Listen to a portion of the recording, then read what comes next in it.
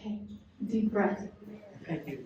And partially because of the political climate we are in right now at federal level, we at OPCAN wanted to host this event again. This is the second installment of bringing clean energy home. Because, as we saw last year, several actions were taken at federal level to kind of roll back measures for public health and climate action. And it can feel like all is lost, but believe me, the future is not all that bleak. And if anything, today's event and what we'll hear from the amazing lineup of speakers, I hope that fills us all with renewed enthusiasm and drive, and we truly feel the power of sustained local action at local and state level. So with that, we're going to start this event. And just to say a quick word about OPCAN, who's the sponsor and organizer of this event, OPAR Climate Action Network. We're a volunteer group here working to reduce the environmental impact of the village through advocacy, advisory roles, and several educational resources, and hosting events like the one you're at today. We're going to hear from several OPCAN speakers later today, and we have a climate coach table back there that all of you must visit before you leave to learn more.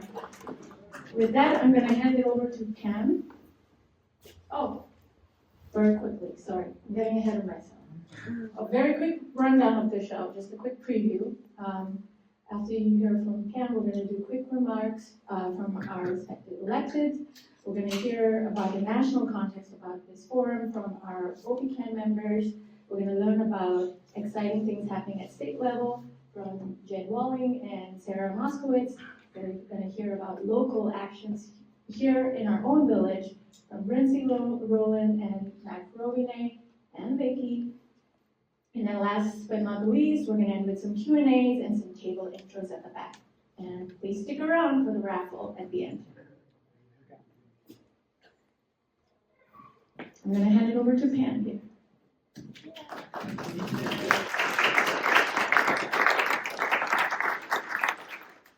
And we made some real but minor progress until 2021. Is that when we passed CEJA? I'm looking at my staff, always staff. Jen's filling me in on all everything. But the Clean Energy Jobs Act was just transformative. It allowed us to elevate our priorities and our principles in a way that was responsible and led to some really good outcomes. Flash forward to this fall, to our fall session, which I will tell you was among the most productive and consequential fall sessions I have ever been a part of. One of the important bills we passed was the Clean and Affordable Grid Reliability Act. It's close enough.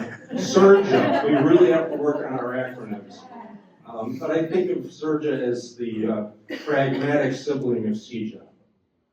It helps us advance our principles, but recognizing that the consumer, the customer, the people are really why we do all this. In the fall session, we were also able to pass a landmark transit reform bill that puts huge resources behind our public transportation infrastructure, but more importantly, focuses on the rider. That's really the theme of the two bills, is we're putting the people first. So, folks want reliable energy. They want to flip the switch and the light to go on, and they don't want the bill to make their jaw hit the floor when it arrives every month. In transit, people want to walk out their door and get to where they're going, to work, to school, to their doctor, without knowing whether they're on a PACE bus or a CTA bus or the L train or the Metro train. And they should be able to do that. One schedule, one reliable network, a safe, clean, efficient commute. None of that would happen, either the energy bills or the transit bills, without folks like you advocating and demanding that we all do our jobs. So you all deserve a round of applause.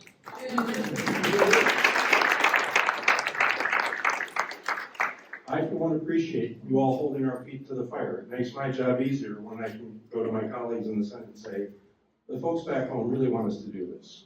They want good energy policy, and they want to bend the curve towards saving the planet. So thank you all so very much for being here today. I see Representative Lilly. I don't know if you've already been up to say hello, but a partner in Springfield and a great advocate as well, and honored to follow Vicki as always. So I'll turn it back over to you.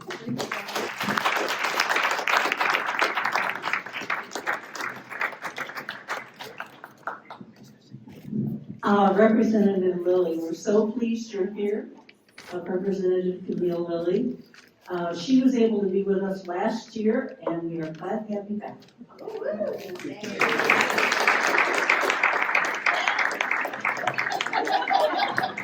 Take it. First of all, my attire represents Chicago. I am in winter weather. And then I didn't have time with one arm to comb my hair, so I'm not gonna take that off. So bear with me. I hope I'm cute enough for today. With that, I always love to follow our president, Skaman, as her energy and her board keeps us focused on what we're doing here. I'm gonna say in the center of the universe here at Oak Park. To have a team member like her to allow us in Springfield to stay focused. And we want to thank her and her friends to make sure that we're working and doing the business of the people. Also, working with President Harmon, I am the luckiest woman in the world because he really understands the issues that we are dealing with locally. And he gets to go to Springfield along with many others to talk about it and discuss it and bring forth the best solution to the issues that are concerning the hearts and minds of people. So thank you, President Harmon, for being a partner in Springfield. Can we give him another round of applause?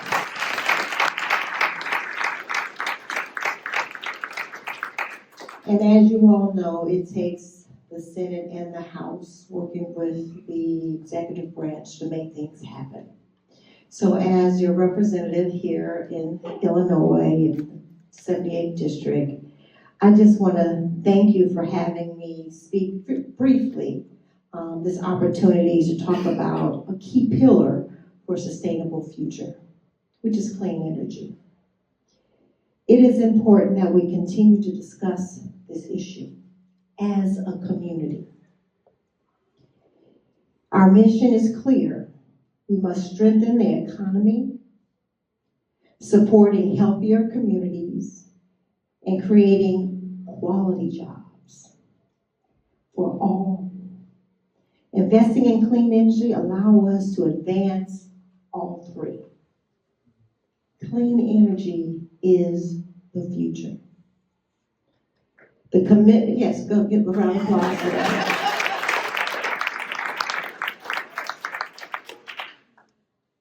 The commitment, or that commitment, is why we have prioritized clean energy investments here in the state of Illinois, making sure that Climate Equitable Job Act is a key role. That's one of those acronyms, but I just spelled it out. It has generated well-paying jobs and resources for our communities. Through this foundation, Illinois has already seen growth in solar and wind development, expanding energy efficiency initiatives, and new pathways into energy careers across the state. And so many of our young people, whether it's our grandchildren, our children, are looking for these careers. And we have to keep talking about it in forums like this, opening their hearts and minds that, hey, not only is this a career, but I'm saving the earth. I'm saving the communities that creates better and healthier lives. With this, the policies, they have value, and we depend on here in the state of Illinois. And it's our right to talk about what is right in clean energy. We have to collectively have this conversation in the forefront of our elects. And Jen makes sure we have that. So thank you, Jen. We need advocates that stays on the battlefield, because there's so many important issues that we deal with in the General Assembly. But Jan, you help us focus and prioritize what we can get done. So thank you, Jan, for that. Give her a round of applause. What's more important is that we are talking about our everyday households and the things they talk about every day. You know, the expensive energy that they use, from, you know, the electricity to the gas to the water. We collectively have to talk about it, so we, meaning Senator Harmon and I, President Harmon and I, can make the best decision possible. So today is about that. There's some new ideas you'll hear about. There's some old ideas you'll hear about that we need to either tweak or improve. But with a room full of meaningful people with insights that allow us to work together on renewable energy, there is hope. And with hope, we have a perspective of how we collectively can make sure Illinois continues to move forward. With that, I want again to thank you for always seeing what is real in our state, what is real in our cities, what is real in our communities, and what is real on the blocks here in the state of Illinois. Clean energy is the result of our conversation. It would not happen if we did not talk about it. So let us continue collectively to bring forth the conversation that brings the policy, that brings the collective yes, because we need at least 60 yeses in the House. Collectively, meaning with your help, to make sure renewable energy is a part of the future and our young people are intact in how we are resolving and bringing it about in the best way possible. With that, I thank you for this opportunity. Innovation is in front of us. Thank you and God bless.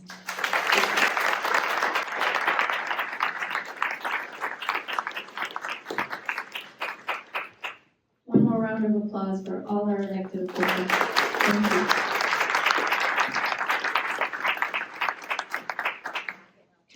Now we're going to hear from our very own OPCAN members, two of our core members and climate champions, under whose current and past trustee leadership, you know, climate resiliency and climate action has always stayed a priority, and OPART has always paved the way.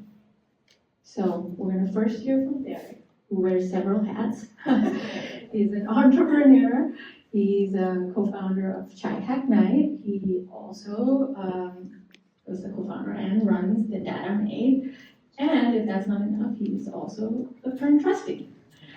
And then we're going to hear from Dr. Susan Buchanan, who also wears several hats. And I gotta maybe read this one. I don't want to mess it up. She was a former village trustee member from 2019 up until last summer. She is a clinical associate professor of the environmental and occupational sciences at the School of Public Health at UIC, and she's also director of Great Lakes Center of Children's and Environmental Health, and a leading expert on health impacts from toxic substances, which we're going to hear more about. So yeah, they're doing a lot. They're overambitious. So we're going to hear from them. So I'm going to pass the mic to Derek first. Thank you. Nothing how we write to be progressing this one. Hi everyone, Derek Eder. I am a village trustee, and I have the sort of ominous job of sort of setting the context for the really amazing work that we're going to hear from others. But I have to sort of establish the problem statement first. And it's a little bit of a bad news situation, but hopefully my bubbly and charming personality will help deliver this negative news in a way that you can at least enjoy. So, climate change. Let's talk real about it. there are many different scenarios that we see in our future here. You hear about the number of degrees warming, so 2 degrees Celsius of warming. What does that actually mean? What does that look like? Well, it looks like dry places getting drier. It looks like wet places getting wetter. It looks like more storms, more abnormal weather events. Lots of things that we're actually starting to see already, but just worse. So that's 2 degrees. 3 degrees, it's 1 degree difference, but there's quite a lot that you start to see. You're getting like massive wildfires. You're talking about hundreds of millions of people potentially being displaced from their homes. We're talking about developing countries potentially not even being able to feed their people because of famine and drought and all of that. So 1 degree starts to look really scary. Okay, I dare you to advance to the next slide. 4 to 8 degrees, that's sort of like the outer projection of what's possible. If you've ever seen Mad Max or Waterworld, kind of take your pick. It's basically the apocalypse, like nothing good is happening. We've got like just large swaths of the planet are uninhabited. Okay, context there. Here's the good news. That last slide likely won't happen. And I will show us this chart on the next slide, Susan, is the projections. This is the pledges that have been made. I just grabbed this from this really amazing website called Climate Action Tracker. They are constantly looking at all the different pledges that have been made across the country, all across the world by all the different countries. And based on the pledges, which I will underscore, it's a pledge, it doesn't mean they're going to do it, but it means they've pledged to do it, is the highest potential warming from the pledges that have already been made is under 3 degrees. Okay, so the ceiling, projected ceiling, is under 3 degrees, which is good. But as I showed you, it's already a huge difference between 1 and 2 and 3 degrees. And the bad news is that we're actually already at 1.5. If you look at the data from 2025, we actually broke 1.6 degrees Celsius of warming. It will maybe be a little bit of a dip in 2026 because of La Nina, but on average, like we're already stair-stepping up to the bad place, right? So we don't have a lot of carbon budget to really squander. We are talking about keeping it as low as possible, and we're already at 1.5, so we're already halfway there. It's scary. Okay, so climate change is a global problem. And let's look at some of the different actions that have been happening at the federal level recently.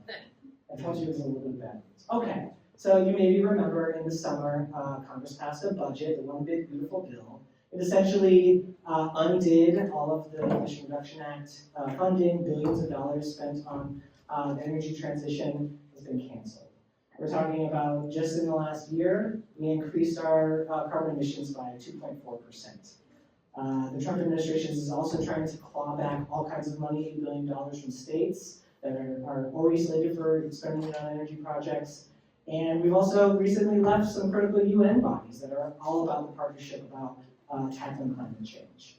And then this is one that I just read the other week, which is we just don't care anymore if pollution in the air has any human health effects. We don't care that that is actually something to take into consideration. So at the federal level, things are pretty grim. We just have to say it, that is what's happening.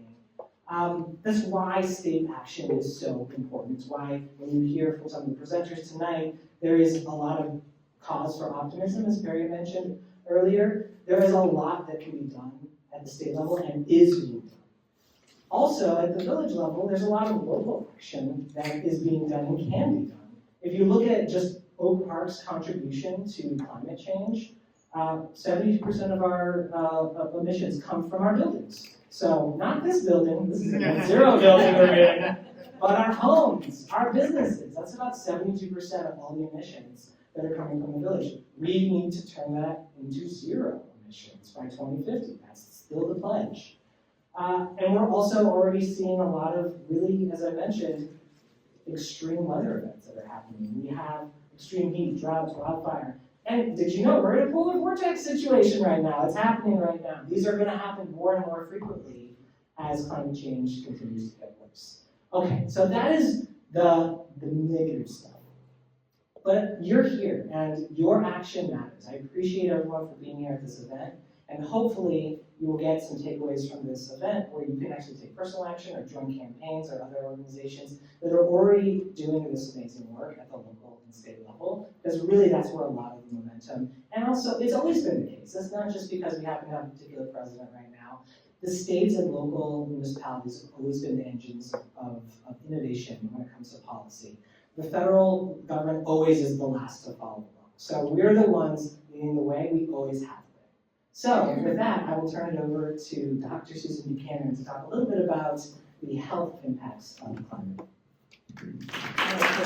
Thank you for last year. This study was published in JAMA, looked at gas stove use. So air pollution comes from outdoors, of course, burning fossil fuels, but it's inside the home as well because we're burning a fossil fuel when we use a gas cooking range. So this study came out saying that over 12% of current childhood asthma in the US is attributable to gas stoves. Illinois here is second, or actually, Illinois is first. Oh, I can't read that percentage. So using natural gas inside is a huge issue. So, let me get on my next slide. These slides. And why do we care about children? I get a grant from the EPA to tell people why we care about children. It's because I see them as our little canaries in the coal mine. Canaries used to go down with the workers, and the canary would keel over when the carbon monoxide got too high. Before they had carbon monoxide detectors, and that would tell the miners they needed to leave. This is what's happening with children. Children they breathe more air, they eat more food, and they drink more water per body weight than we do. They're acting as our canaries. So we need to do our climate actions because of the children and because, as I said, the effects on pregnant people. And my last slide was just another study that I thought was just so positive because this was a community action to close coal-fired power plants in California. And it actually reduced preterm birth among the populations nearby. Premature birth decreased by 27% after closure of 8 power plants. Now, this is in the American Journal of Epidemiology. This is not some kind of trash science. This means those populations were controlled for income and location and other things that can cause preterm birth. And what they were left with was the closing of the power plants, stronger effect on non-Hispanic, Black, and Asian residents. So that's all I'm going to talk to you about. I can give whole lectures on the effects of chemicals in the environment on human health, but I just want you to take away that the science is there. We know the effects, that pregnant people and children are special populations, and so that at least gives me a additional motivation for while we're doing this work. And this shows that this work can actually have a concrete effect on health. Thank you.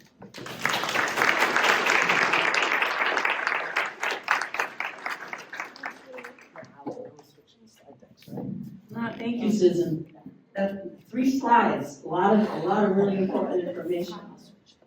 So we heard already about all your great work, Jen, but I want to formally introduce Jen Walling.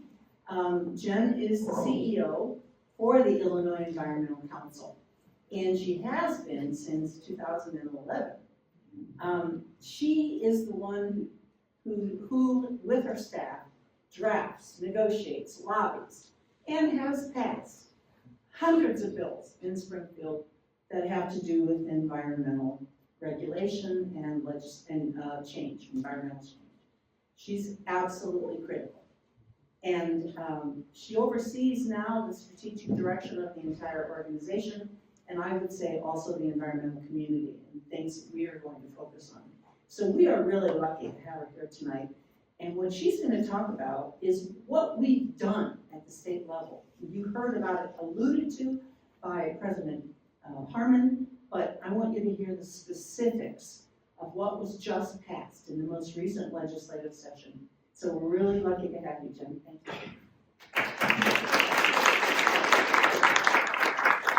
Thanks. I'm lucky to have all of you. It's so nice to be in this room with so many friends. And, I know I got some glowing praise from President Harmon and Representative Camille Lilly, who are great, wonderful climate champions in Springfield, but they are that way. I mean, they both have some interest in this, but all of you holding their feet to the fire makes my job easier and brings real leadership to Springfield on these issues that she keeps advancing. So thank you, everybody in this room, for all you're doing. Keep it up, let's go. I know having people who are climate leaders, maybe you feel like, I don't know, do I have to contact them? But keep it up. They need to hear your thank yous. If you haven't, I'm gonna go through some really important pieces of legislation. If you hadn't said thank you yet, call up, say thank you. Some really big things happened in Springfield this year. And just keep them motivated so that they can keep their colleagues motivated. So I'm gonna head into talking about what happened this year. And I know things are rough out there, right? Like, just devastating, and you're watching the same clips over and over, and it just is awful. But I'm here to tell you about the biggest 24 hours in climate action in Illinois' history, which happened this past year during veto session. And it was really delightful. It was a great 24 hours. And it happened because the people in this room, and let's just applaud that climate action. And it's just, so I'm going to talk about the two bills that passed this year, and then allude to where we're going next. So, and I've done a lot of bills. Speaker Madigan once referred to me as the girl who introduces too many bills.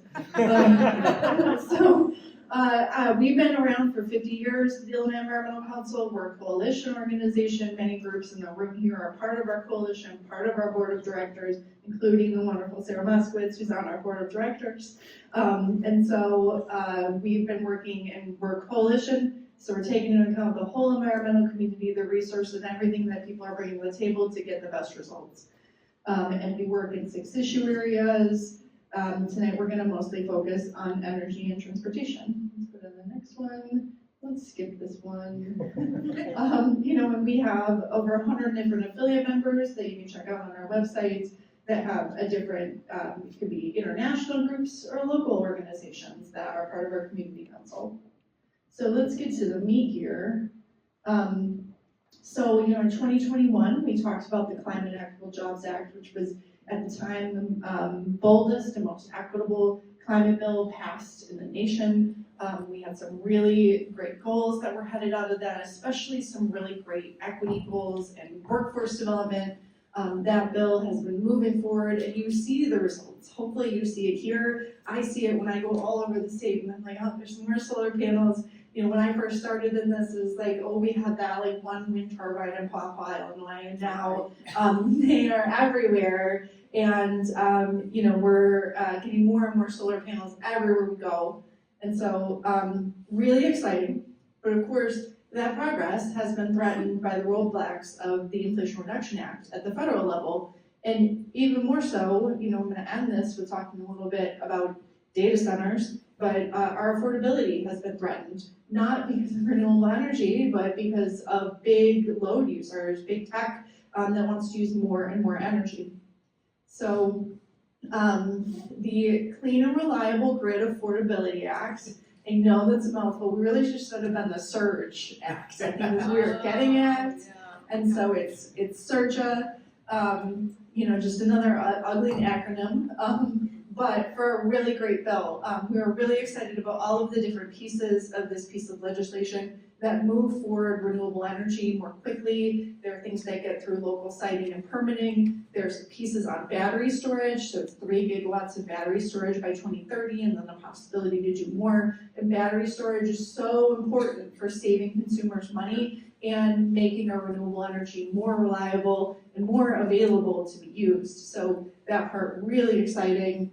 There are a number of energy efficiency measures, especially some stuff that we've been trying to get Ameren to do forever. The natural gas energy efficiency voluntary ended up in there, voluntary, but we're starting there. And then really important pieces on state energy planning and modeling. We're one of the few states that doesn't have that. So making sure that we're planning for the future so we can get even more renewable energy incorporated to the grid. And building out transmission infrastructure, we're gonna need a lot more infrastructure to make sure we're getting renewables onto the grid. And so These were some of those things that were in there, more specifically, the 3 gigawatts by 2030, and then updating our renewable portfolio standards, the state energy planning, and then a great piece on transmission technologies to make sure that we can make those lines efficient, get more lines up in the interconnection process. Interconnection from the federal government has been one of the things that has slowed down solar and wind development. So how do we get this all as quick as possible on our side so that we can deal with what the federal government is throwing at us? But I'm gonna let some of what Sarah talks about be affordability, but I just wanna say, like on this piece, I've always been like a little nervous to talk about renewable energy and affordability, despite that I have come to back up all of this stuff that we're bringing forward, because, we looked at renewable energy and we started at a point where it was so much more expensive. But the more and more we get into it today, it is the cheapest and quickest source of energy that you can put up by far. Even in looking at natural gas plants, they started looking at 5 to 7 year timelines for some of the equipment. You're looking at, hopefully we're never putting up another coal plant, but even if you like nuclear or not, it's 10 to 20 years away depending on what you need for something new. So renewable energy, getting on the ground more quickly, is incredible. We had some great numbers about electric bill savings that were put together by the Illinois Power Agency on how much consumers will save per month. So it's a bill about affordability, it's a bill about renewable energy, just an incredible, incredible piece of legislation that we're able to do and stand up to the federal government on all the things they're trying to roll back and make life more affordable. And this is a message that's winning here in Illinois, but from the election perspective, you're seeing affordability win in states like Virginia and New Jersey and Georgia. Those states are advancing climate policies for their affordability reasons, and they're real, and people are feeling them. So it's really exciting messaging and exciting piece. But that was a great bill. With the Northern Illinois Transit Authority Act was so good I almost cried. So good. This is not like, I get real disappointed by Springfield. I don't have a lot of high hopes sometimes. I'm like, oh, okay, we did it enough. We did enough. We tried. We put the effort in. We ended up with something like every couple of years, like something really exciting, like CJ happens. NETA is one of those things that I'm really excited about because, we spent a lot of time thinking about, I was part of the the CMAP planning committee, the PART committee to look at how to do transit operations. And we did some great stuff on transit operations that's in this bill. But on the funding piece, I was like, all the funding ideas you guys are coming up with are old and stale and they're never gonna pass, and I was right. And so none of those things that were recommended in their past, I would sit at those committees and say that. But what ended up coming out of it was all of those things that we wanted and well funded, and it was at our starting number, which was 1.5 billion. I think we would have compromised from there, but we got the 1.5 billion that we need to have stellar transit operations. And we did it while not increasing taxes for the most part on this, and not new taxes. That is really, really exciting that I just didn't think was possible. And also, just to add to the miracle of this, we woke up the Thursday, there was the last day session. I thought I was going home at 1 p.m. because we passed Surja and it wasn't gonna happen. I was gonna get out of there. It passed at 4:30 in the morning on Friday, October 31st. Wow. And so I was there up until that point. But yeah, it has governance reform, huge operations, and other reforms there. And the next slide. Safety. The funding with it comes from the road fund, which don't take this in a reporter, but it's been my dream to take the road fund and give it to transit. We did that. So with that, this bill did that. And some look at our sales taxes, but no cuts to either agency with the budget. It goes into effect in June. It's really exciting. So last said this was the funding package. And I think just go to the last slide there. What's next is we're going to be doing a lot of work on data centers this year. We need to make sure that they're bringing their own new clean energy. Bring your own new clean energy, Beyonce. So acronym. Just remember that one. I think it's bring your own new clean capacity, clean capacity and clean energy. So that's where it's headed to now. We're looking a lot at water. It is going to be a great piece of legislation, but it's going to be hard to get done. So another one where we need to hold our lawmakers' feet to the fire. So call your lawmaker today, say thank you for what they did in veto session, and then like data centers are next. Let's go. So I think my email's on the next slide. If anybody, no, that was what's next. I didn't even put my email on there. I just know this stuff, so happy to answer questions afterward. I'm going to hand it over to Pam to introduce Sarah. Yeah, thank you.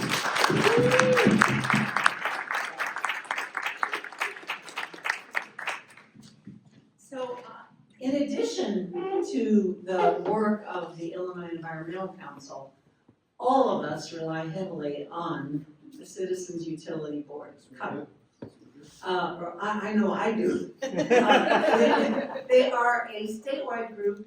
You may or may not know them. They advocate for consumer protections, lowering our utility bills, and equitable, consumer-friendly climate solutions.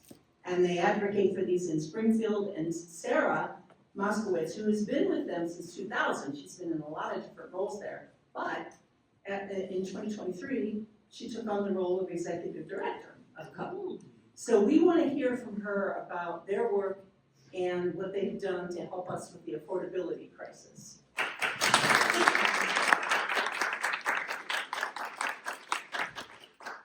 So how come I have to go on after Jen Waller? Why do I put myself in these situations? It's not as bad as going on after a Johnny Cash impersonator, which I have done. I've been doing this way too long. Yeah, you guys are hardcore. This is a standing room only, and it's freezing out, so hats off to you all. So I just have a small handful of slides. You'll be able to see my fever dream. I put them together. It's mostly just to kind of remind me of things to mention. But it's awesome to be here. It's good to see a bunch of familiar faces. I'm going to do a little background on CUB and kind of underline a few of the things that Jen said about clean energy policy in our fine state. Talk about what's coming and talk a little bit about where the rubber hits the road, because CUB is a ratepayer advocate. Meaning, we're not people. We are the people who pay rates to the utility companies. We're a utility consumer advocate. We are not. Hey, all these people, all these faces I recognize when I actually zero in on you. We're not an environmental advocacy organization, but we do know that clean energy is affordable, and we do know that a lot of the same policies that can help us reduce carbon emissions, reduce methane emissions, make our homes healthier, are also things that can help people save money, which is what I care about. I'm obsessed with money. So, you all know what CUB is? Yeah, I know a lot of you guys, but yeah, just really quick, we were created in the early 80s to represent the interests of utility consumers. Basically, the state law, we're not a part of state government. We're a standalone, nonpartisan, non-governmental organization that was given standing to intervene in utility rate cases at the Illinois Commerce Commission on behalf of residential and small business utility customers. And when I say utility customers, I'm talking about the gas utilities, the electric utilities, used to be the local phone utilities, not so much anymore, but increasingly water utilities. You all have municipal water here in Oak Park, right? I know at least one person here from Bolingbrook does not have municipal water. They have investor-owned water, and water is something that keeps me up at night. So I'm not going to talk about water. Water is going to be an issue. The party's over when it comes to water. We can talk. Call me up and we'll talk about it. We'll talk about water. I'll freak you out about water. But we do all this stuff on the regulatory side. We work in Springfield. I hate going to Springfield, so I really appreciate Jen being there more than I am. I'm trying to get more consumer-friendly laws passed, prevent consumer unfriendly laws from being passed. And I'm here to say that here in the Midwest in Illinois, we have some fantastic clean energy laws. I mean, really good. And we've been very careful throughout all of our work in Springfield to pass these really ambitious goals to make sure that the benefits actually come to regular folks. They're not all just to improve utility efficiency. We're all gonna be sending incentives to the developers of giant utility scale systems way out in the country somewhere, but actual tools to help everyday people make their homes more efficient, get solar on their homes. I live in a condo. I can't get solar panels on my roof, but I can take advantage of community solar. None of that is an accident. We've fought really hard for these kinds of things. So a lot of our work at CUB, in addition to fighting rate hikes and trying to get those policies enacted, it's also just to help connect people to their options. You can go ahead and go to the next slide, thanks, Derek. You guys have your group of neighbors who help guide people through the home electrification process and things like that. I think Oak Park might be the only town in our state that has like an outfit like you guys that do that. Yeah. Like it's pretty cool. Like I see Derek shows up at stuff. He comes to like the Illinois Clean Jobs Coalition. He comes to those meetings and talks about decarbonization, talks about solar deployment and stuff. And he was telling me about like these folks that he works with who help guide people through their options. And CUB does that too. So it's really cool that you're taking some of the pressure off. But we do that too. So if you don't live in Oak Park or these guys don't pick up the phone, I'm sure they do. CUB is here as a resource to help guide people through your options. We do a lot of community events like this. We also have a hotline that you can call if you ever have a question or complaint about a utility. We also do a lot of work just helping guide people through their options. Because go to the next slide. Yeah. So when I first started doing this work in Illinois, my first job at CUB was on the hotline. People would call our number and they had a complaint about a high gas bill or something. And that was in 2000. I started in July 2000. There were no energy efficiency programs. There was no solar programs. There were no like incentives, like you could get discounted like air conditioners or high efficiency furnaces or anything like that. None of that existed. If someone called and said, my bills are really high, once we determined that there wasn't an error with the bill or they weren't with an overpriced alternative energy supplier, which I spend way too much of my life talking about. I can talk to you guys about that if you're curious. You go off, get really bad? Yeah, all right, you guys know. You know what's up. Yeah, green Aries. Don't believe it. Green alternative energy suppliers. Don't believe it. Then there was like nothing. All I could say is like, well, there's nothing really wrong with your bill. Like, just try to use less. Now there is an overwhelming number of options out there. We got peak time rebates. We got a time of use rate now. We have their energy efficiency audits and kits, and there's the adjustable block program, solar rebates, community solar. Residential real-time pricing, which ComEd brands as hourly pricing. Who here's on hourly pricing? Nice. Me too. It's been an interesting weekend. Yeah. I think Yeah. So we'll talk about that. So now a lot of what CUB does is help guide people through signing up for these, untangling which of those options make sense for them, and I want to emphasize that all of these really great policies, all of everything that legislators who've championed, Jen has championed, it's really important that we take advantage of those on the ground because there's a lot of people working really hard to make sure that these benefits are actually going to real folks. And that is not how it works in all states. In Illinois, we actually have a lot of really cool options. And we're about to have some more.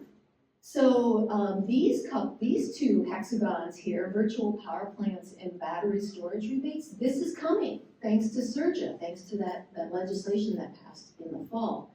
Now there's going to be a whole process. So it's kind of to establish the rules and actually how these programs are going to work for folks and for vendors. And that's always the cliche, right? Like, oh, passing the bill is the easy part, and now implementing it is the hard part. I don't think working in Springfield is really easy. I find the whole thing rather distasteful. But implementation is quite difficult. And so now, I mean, I'm just recently, we're still working out how to implement energy efficiency upgrade program that passed in CEJA. It's been kind of a mess. So a lot of this stuff, it takes a lot of work. A lot of people are mad over how this stuff works, and it's really important. So if you are ever curious about how any of this stuff is working, or if you want to help, sign up for Cubs Action Alerts. Sometimes we need people to show up for stuff. Sometimes we need to hear testimonials. I know that people kind of make fun of Oak Park and Evanston. Like, oh, all those people at Oak Park and Evanston, all signing up for their solar and doing all that stuff. But we need you, because we need those testimonials and we need those stories about what's going right and what's going wrong.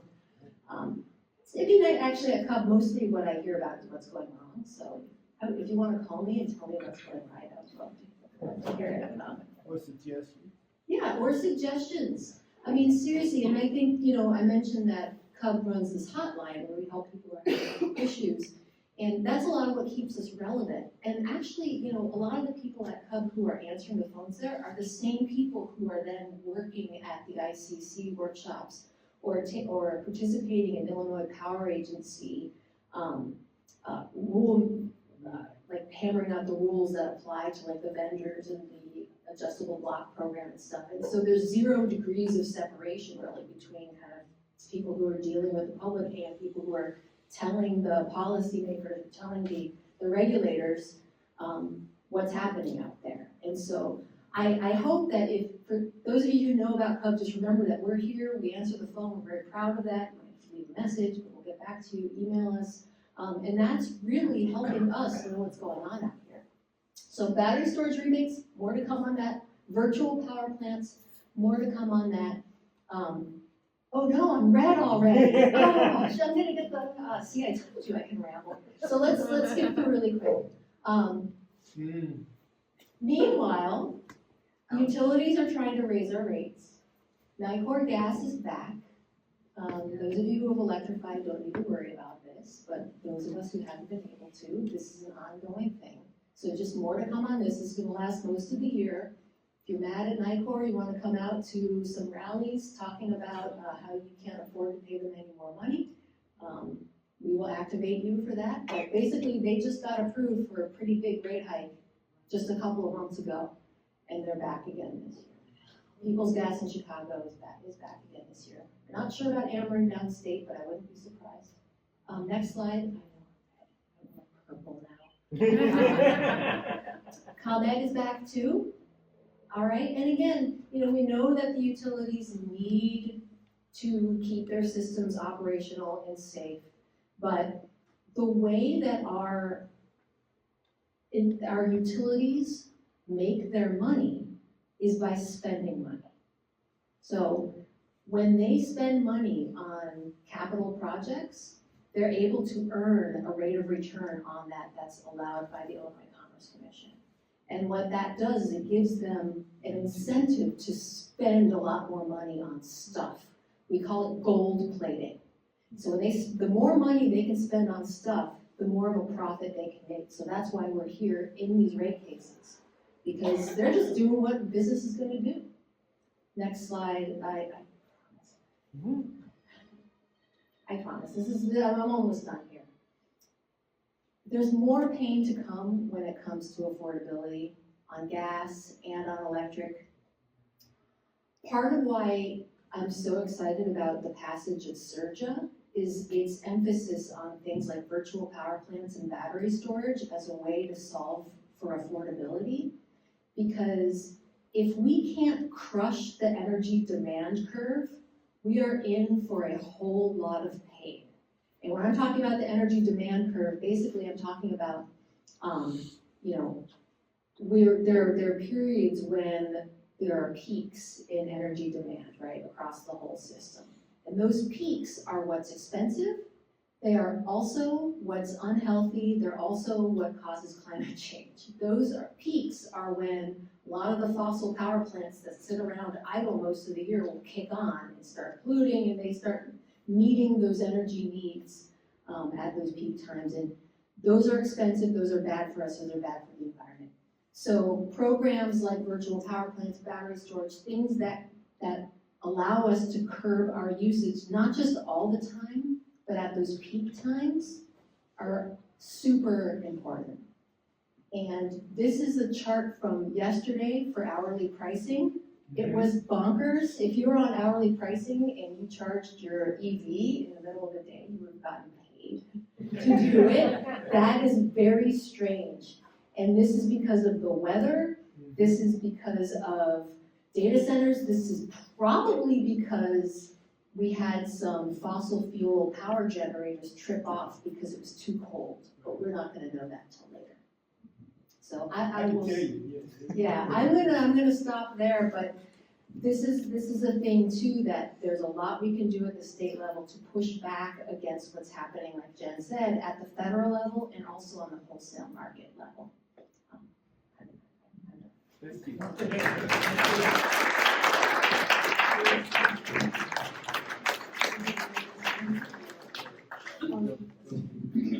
Yeah, well, I just want to say that we are lucky because in addition to these great state partners and elected officials, we have a wonderful partner at the local level. OPCAN works every day, every month with Lindsey, Nieratka, and her staff at the village. And she's going to tell you what is going on there.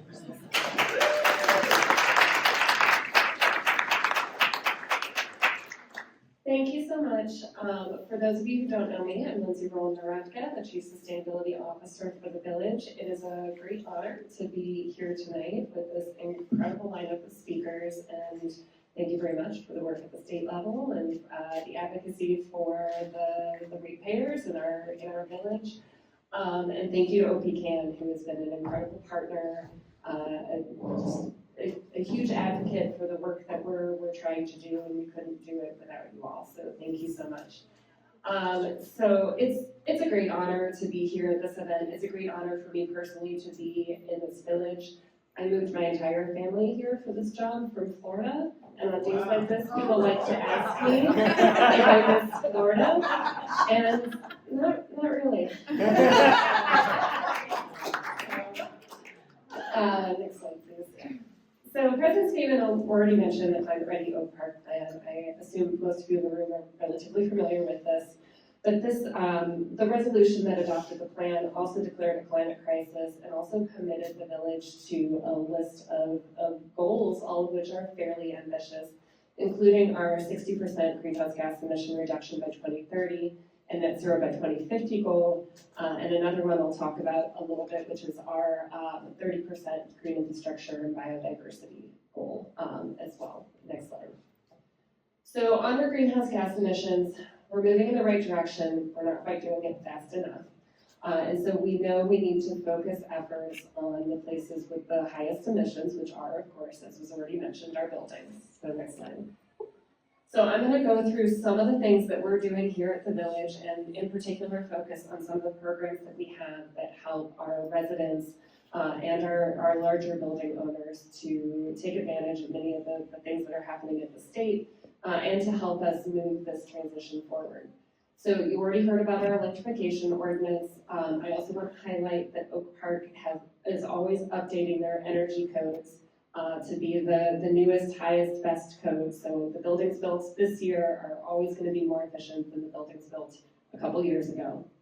We also have a benchmarking ordinance. This means all buildings in Oak Park over 10,000 square feet report their energy and water usage every year. This helps us understand how energy is being used in the village, help us understand what our building owners might need to improve their efficiency. Our next steps with that is we're currently working with some technical assistance partners, and we're going to be investigating building performance standards that will help us identify ways that we can assist our existing buildings, help us reach that 2050 emission reduction goal, or that net zero goal. There's also other financing and incentives that exist for larger building owners, and I want to highlight our partnership with the University of Illinois Energy Sense program. Right now, we have a partnership where we are offering free energy assessments to our commercial buildings with commercial tenants, and we have a few of those assessments left. So if you know anyone who is a commercial tenant in a building, or who owns a building with commercial tenants, send them our way. We can get them free energy assessments, and there are workshops and education forthcoming. Nice. For our homeowners, we have for several years had energy efficiency grants. I want to highlight that if you have worked with climate coaches and done any energy efficiency improvements on your property in 2025, we are still accepting applications for the 2025 grants. And then hopefully tomorrow, we will have our village board approve new guidelines for 2026, and then those applications should be open in another week or two. For our 2026 grants, we are looking at a grant of $20,000 for our households that are at 80% of the area median income or below. And for households in between 80 and 120% of the area median income, $7,500,000 grants. That's no match. That's to help you cover some of the efficiency and electrification work on your home. Now, also new in 2026, if the guidelines are approved tomorrow night, are energy loans. This is $10,000, no interest 5-year loans for any household at any income level. Yes. We are also very excited that very soon we will be launching our Energy Navigator program. We're calling this Oak Park Energy Navigator. And we are working with Elevate, who's in the back of the room and who's happy to speak to you afterwards about the program. This is an Energy Navigator program. It is what it was called in Cropland a one-stop shop. This is to build on what the climate coaches have been doing and provide that expert advice and assistance and help people understand what the highest and best use of their money is to make the improvements in their home, to get the efficiency, to get the savings, to reduce their emissions. So this program will provide free energy assessments, free energy roadmap, and this is open for owner or renter occupied single family homes up to 20 unit multifamily homes. And we also recently got direction from the village board to create a loan program for multifamily properties, as well as to create equipment rebate programs. This is in response to hearing interest in addressing things like Dr. Buchanan said about stoves and things that are not currently allowable under the grant program. So we're going to be working and bringing back guidelines for a rebate program to help support that transition, as well as the window heat pumps, which is a relatively new technology. I think you're going to hear more about in a minute. That's it. Also, as I mentioned, we do have that 30% green infrastructure goal by 2030, so I want to highlight some exciting things happening here. In 2025, we passed a parkway ordinance. This officially allows people to garden in the village-owned property that is the parkway in front of their homes. And we are committed to providing some education and guidance to doing this in a way that supports biodiversity. And save the date for March 11th, there will be a workshop called Planting in the Parkway at the downtown library. We also have another grant program called the Climate Ready Greenscapes. These grants cover a portion of the cost of nature-based rain management improvements on your property. At the village table back here, we have Abby from Public Works, who is happy to give you more information about that program. We have a brand new program we just launched, we're very excited about, called Climate Ready Canopy. This program is to help us increase our tree canopy on private property. We are maxed out on our parkways. There is a tree everywhere a tree can go on the parkways. So now we need help from you all to increase tree canopy on your own properties. So households in priority areas have access to free 10-gallon trees that will be delivered to your home. Those priority areas are Northeast Oak Park and South Oak Park, chosen because of their flood risk, their higher heat risk, and the lower tree canopy compared to the rest of the village. We also are offering up to 10 free trees for institutions, your church, your school, your nonprofit. If you have room on your campus for trees, we have trees for you, and we will also be giving smaller trees away at various events over the summer, so stay tuned for details on that. We are also working on a study and plan to help guide our progress towards that 30% goal. So in 2026, there will be opportunities for the community to provide input in those strategies and those next steps for reaching towards that goal. And also at our Oak Park table is Malcolm. Malcolm is our sustainability coordinator, and he is our guru for all things biodiversity and green infrastructure, so he can tell you more about that. And I think that is everything for me. Contact us if you have any questions or want to know more about anything. I am the Chief Sustainability Officer, Lindsey. Malcolm, as I said, can answer questions about our biodiversity green infrastructure programs. And then Alina is our guru for benchmarking, our greenhouse gas inventories, our metrics. And if you can't remember our names, sustainability@oakpark.us will work as well. So thank you so much.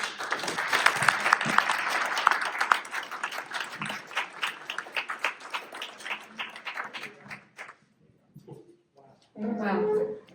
Who's feeling energized? Earlier when I was signing people in, someone asked me if we have coffee. Who needs coffee? I mean, can we give another round of applause to the female power Glenn, Kara, and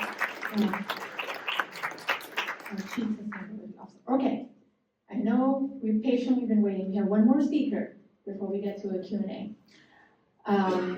It's another core value member of OPCAN, Mac Robinet. He's a retired argon physicist, but don't let the word retired fool you. He is relentless and very knowledgeable climate advocate. And he has several areas of interest, but one of which is heat pumps, and he'll tell you all about it. So let's welcome Mac Robinet.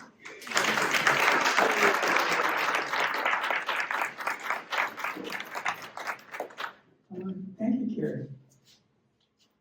I have two goals. One, to tell you a story about why and how this was developed. Second, to share with you a sort of secret about how it's managed, or managed is a good way. But before I do that, I want to make sure that everybody understands that this heat pump system is not in competition with Energy Matters. They're providing fantastic things. This is not an alternative. It's an addition, complement. Sorry. Okay, so back to the story. In 2019, the New York Housing Authority was given a mandate to reduce its emissions 40% by 2030. The New York Housing Authority has thousands of apartments, all of which are heated radiators, gas-fired boilers. They had only one option. That was to completely discontinue the use of natural gas, remove their radiators, gas-fired boilers, and install heat pumps, electric heat pumps, which would be 2 to 4 times more efficient than the boilers, and you would get cooling. But they had two interesting constraints. They could make no changes to the building, no holes in the wall, whatever, no upgraded electric system. So what that meant was, the only option was to put the heat pumps in a window. But their tenants begged them, don't block out windows. So what they did was they published a worldwide challenge to the industry, saying, design a cooling and heating heat pump system that is window-based but doesn't block the view. So, and in addition to that, they had to satisfy 9 other requirements. The first one was, did I turn this on? Very good. So the first one was, in addition to not blocking the window, the tenant said, we want to be able to open and close the window in the spring. The second was from the tenants, that it should look sophisticated. It shouldn't look like a machine in a garage. The third was, it should be easy to install, sort of like a do-it-yourself. Shouldn't use ladders, shouldn't need any special equipment, no special training. Fourth, it had to be plugged into an automated wall outlet, 115 volt. Fifth, it had to deliver at least 9,000 BTU per hour. And sixth, maybe the most important one, is that it had to be a cool climate heat pump system. That is, it means that it had to be able to provide that 9,000 BTU down to 5 degrees Fahrenheit and continue to operate at minus 13. And no use of electric heat strip. 7, no water dripping outside, could be a safe hazard. 8, add moisture to the air, 2%. And 9, use a refrigerant that had a low global warming potential. So everybody's surprised and joy, whatever. 2 companies managed to satisfy all of those requirements. They were Media America and Gradient. Media America was founded in 1967 in China by a young man who was making bottle caps. Today, Midea is one of the largest manufacturers of equipment in the world. Gradient was founded in 2019. He had just gotten his PhD in thermodynamics, and he was on a mission to cool the world with small heat pumps.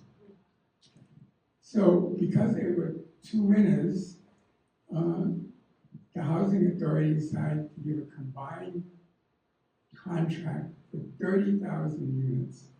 30,000 units. So that was a win-win for everybody. So I mentioned something about how this is marketed. So this is no secret that this is aimed at multifamily housing, but it doesn't mean it couldn't be used for in a single-family housing. If you have a room or an area that was either too cold, or you want a backup, this would be a natural.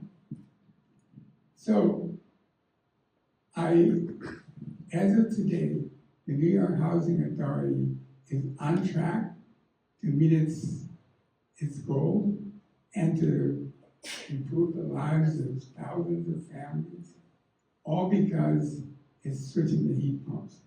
If they can do it, we can do it.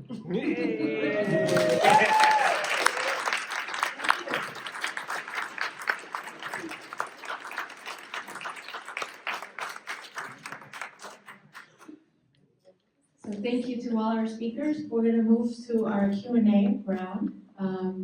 We're happy to take any questions from the audience. Yes? Question for Matt. Wanted, talking about making money off of doing more work, they wanted to not only charge us the cost of fixing the system, they wanted to earn a profit off of the cost of fixing the problem that they had created. The ICC rejected that. They disallowed that. So I was actually just texting my colleagues about this earlier today because, long story, yeah. I hope so.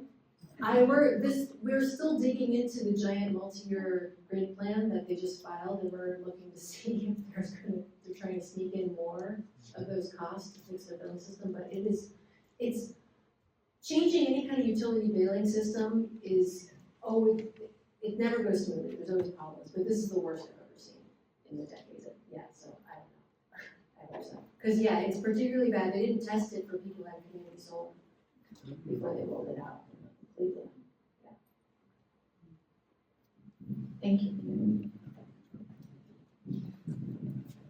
Thank you. Sarah and Jen, you both mentioned battery storage, and I was wondering if you could explain that a bit. Are you meaning residents who have solar panels should have batteries? You're talking solar farms?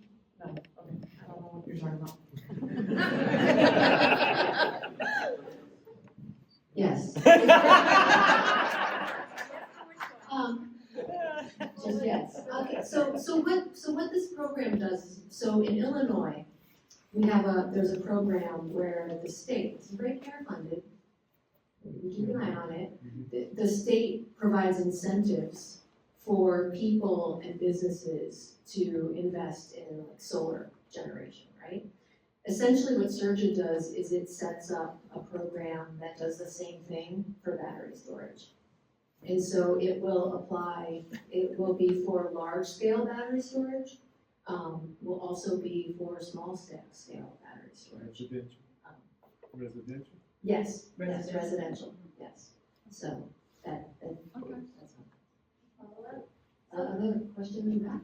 Just a follow-up to this, so is it encouraged if you have solar to get battery, or is it? Yeah, yes. I mean, it adds quite a bit of expense. And so that's part of what's nice about setting up a state incentive program for it, so it can offset those costs. But for sure, you can basically use your system to arbitrage the market. So there's periods when your solar is generating more than you're using, and under net metering, you do get at least the supply costs netted back to you on your ComEd bills. But if you have batteries connected, you can just be storing that and then just deploy it yourself. Or you can use that to sign up for a virtual power plant, which is the VPP element of Surja, where basically it allows for third-party entities to aggregate people's kind of grid flexibility together and deploy that as like a virtual power plant. That doesn't exist yet. What Surja does is it sets up, it mandates a process whereby the Illinois Commerce Commission starts kind of like creating the rules for that program. So the bill passed, the bill doesn't technically go into effect until June 1st because it didn't pass until veto session. But they're already starting work on it, but then there will be a rulemaking for it. So it's going to take a minute, again, the implementation being the tough part. You have a follow-up? Okay. A follow-up question. So, for people who put in solar panels back in 2019, when backup batteries were astronomically high, okay, so those customers are probably looking for something that says, okay, battery backup, how inexpensive and how affordable would it be? I haven't done the math yet. Oh. Yeah. I also think there's a piece we don't know yet, because they're still, Oh, it's still. Yeah. the program needs to be developed. So it's 3 gigawatts by 2030, but we have to procure it, we have to put rules together, we have to decide where it's all coming from. So, we don't know. I'm first in line. Second. There you go. Pari has a question, look out. Uh-oh. This is for Jen. Hi there. There's a new market niche called, its nickname, balcony solar, which is really taking off in Europe and starting to pop up in the Northeast and California, where people in condos or apartments or something else can literally plug in one or more solar panels into their 120 outlets and reduce their electric bills that way. Now, the technology is easy. What's always hard is the policy issue of how that would be coming along. Is there anything on the state level that's going to incorporate this in some way? I'm looking for the bill number. Yeah. Bills have been.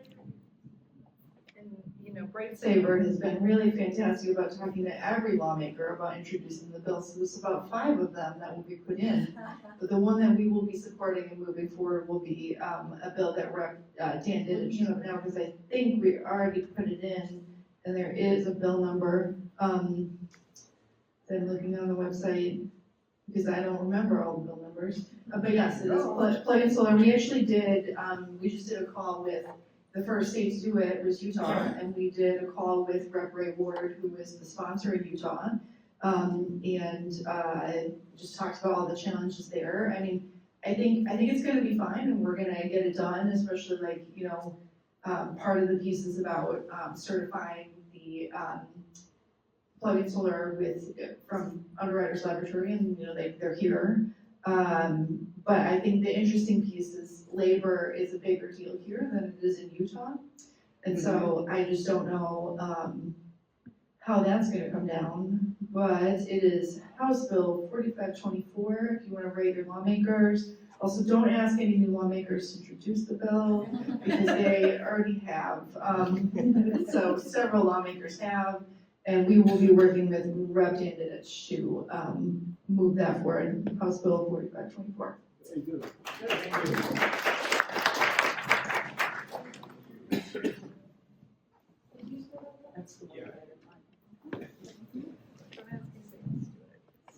I was wondering how the use of electric vehicles as a battery storage device fits into this whole program.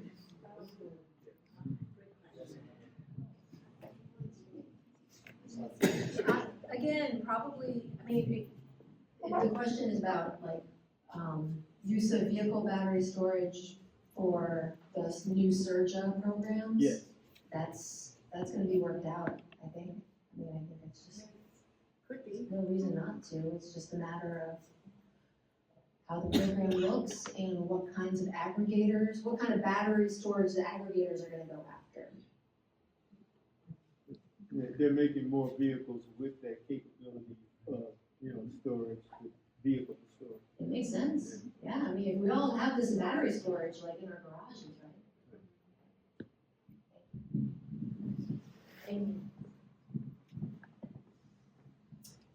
Thank you very much, fantastic presenters. OPCAN always brings it, so you should come to every event that OPCAN throws.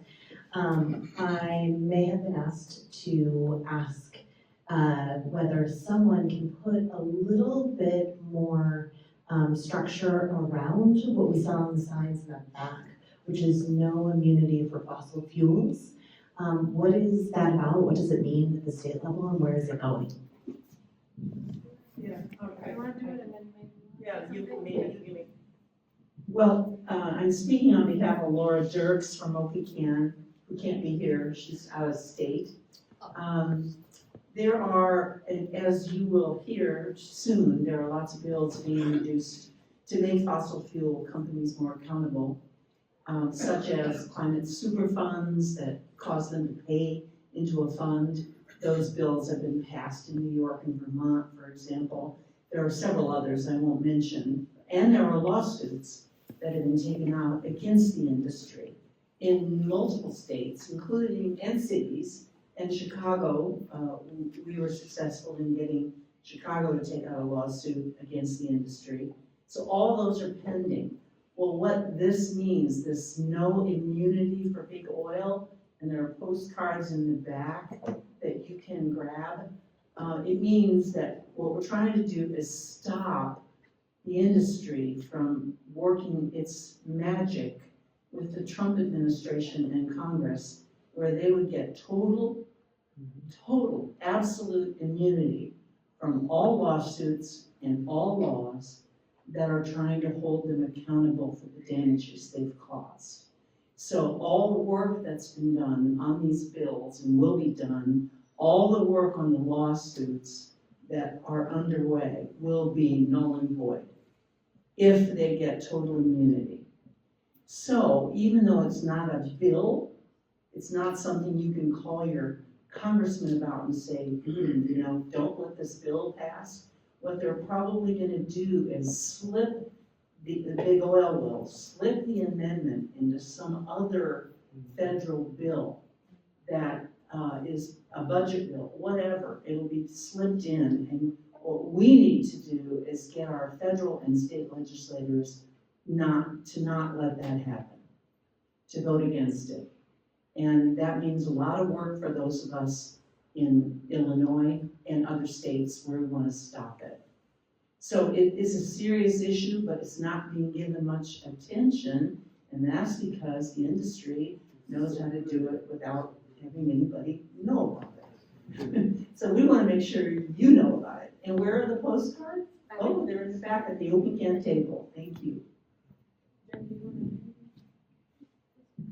Right. we have time for one more.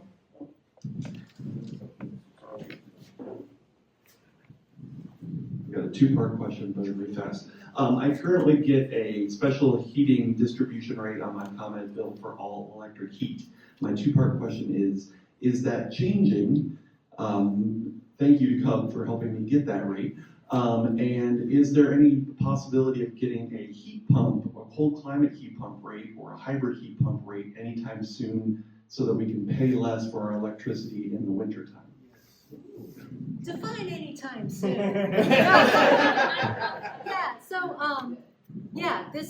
That might have heard about your case. This was recent, because I've heard that it's been difficult for some people to. We had a call with ComEd a year or so ago, and like, can you give us any data on how many of your customers are converting to all electric? And they're like, no. Actually, because probably a lot of people are doing that and not even going on our space heating rate. Yeah, so it's just. So you have to call an app? There used to be even better space heating rates offered by the electric utilities. Now there's still a little bit of a discount. There has been a lot of talk about introducing a heat pump rate, but it's so far just been talk. I don't know if you're aware of, at the Illinois Commerce Commission for over a year now, there's been a future of gas process underway, and it keeps on getting extended. And one of the things that's being floated around is kind of the idea of a heat pump friendly electric rate design. But so there isn't really any docketed proceeding in the works on that. I anticipate we'll probably see something like that in the next triennial rate design docket that ComEd has to introduce in like 2 years. That might come up. We are seeing a time of use rate. So instead of the really scary kind of like hourly pricing, which can like vary wildly, there is now a distribution time of use rate offered by ComEd, and in June there will be a supply time of use rate to go with that, which is basically you get a lower rate if you're using less at peak times, but it's set times, it's predictable. It's not just subject to the market, the energy market. So that's probably coming. I think we will see a heat pump rate at some point for ComEd customers, but the regulatory path for that, I think we're a couple years out. Okay, we're gonna take one more question from the lady over here. It's not really a question. It is a comment, and that there's another piece of legislation that we're trying to get passed that is very close in spirit to this, and that is we're trying to pass SB 130, which is the Fossil Fuel Divestment Act, and it would require our state public pension funds, the 5 largest public pension funds, to over time divest from fossil fuels. So I bring it up because we have these postcards here that we would be so grateful to all of you if you would sign them. Put your name and your address on it if you think you could support this. We're happy to tell you more about it after all of this. And then we're using these cards to meet with our legislators. Camille Lilly, Representative Lilly, is supporting this in the House, and we're actually meeting with Senator Harmon tomorrow to talk to him about this in the Senate. So it would be really nice if we had another handful of fresh cards to take into that meeting. Thank you. All right, that concludes our Q&A. Before we go to our raffles, I'm going to hand it over to Pam to introduce the table. Well, you've been hearing about the tables all evening, but we really hope that if you didn't stop beforehand, that you stop now. You heard from Lindsey about the village folks that are here, so I won't repeat all that, but they're right there, and if you don't know about some of the programs that she talked about, they have all the details. And there are ways to apply, they'll tell you that. Then, of course, there's an OPCAN table, we have to have our own. They're in the green shirts so that you don't miss them. Third Act is here, we're happy to have you. And Energy Matters is here, and I'm gonna give them a plug. They switched my house to a heat pump and did a great job. We're really glad to have you here, and we have Elevate, don't we? There you are. I couldn't see your table there, but Elevate is here, and as Lindsey said, they're going to be starting the Oak Park Navigator program very soon, and we're very excited about that. And then, of course, there's food.